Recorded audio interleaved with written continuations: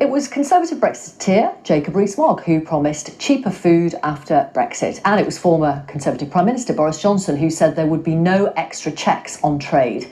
It appears both were wrong. The day after tomorrow, post-Brexit checks begin to be brought in on certain produce coming to the country from the EU. Checks that have been delayed 5 times. And they will push up the domestic price of imported food.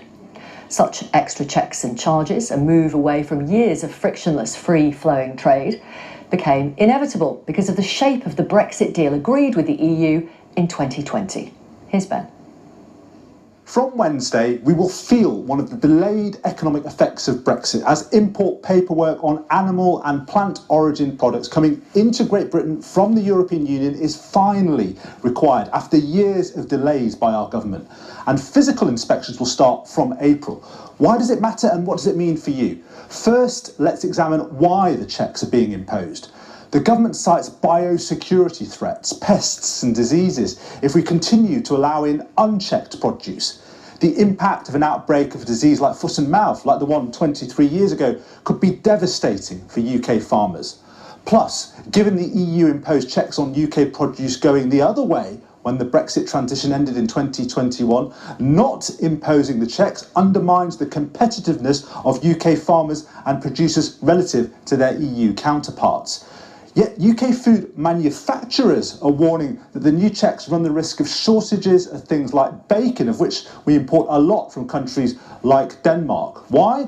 Essentially because European suppliers aren't ready to deal with this new bureaucracy they will have to navigate to export to Britain.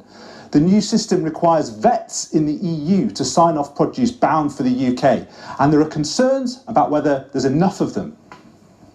So the worry from our members are, firstly, that there may be a drop-off in particularly small EU exporters of products from this week because of the additional costs that are hitting those businesses. And that might mean that our members have less product to bring into the UK, so that's a big risk. And they're also, the main thing for our members, so for hauliers, is the 30th of April and the disruption that may occur at the border when the physical checks of these products come into force.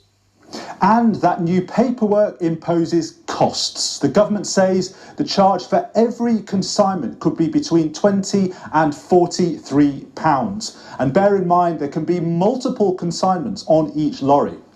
The total estimated cost of the new regime of checks, when it's fully rolled out, is projected by the government to be around £330 million a year. Now, in the context of annual UK goods imports from the EU of £260 billion, that might seem relatively modest, but make no mistake, given the way our food system works, any increase in costs will push up domestic UK prices of imported food.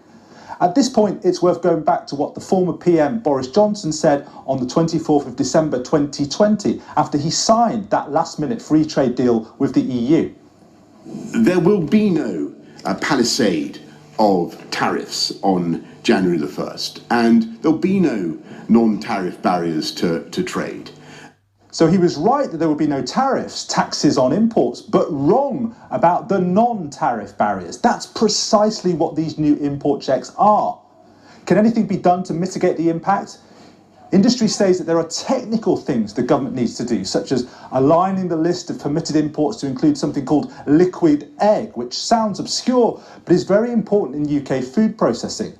They want more administrative support for EU exporters and UK importers and more investment in the new UK border inspection posts to prevent bottlenecks. Yet, fundamentally, we have to recognise that there's an inescapable cost involved in putting up barriers with our trading partners, including non-tariff barriers, where they didn't exist before. Ben Chew.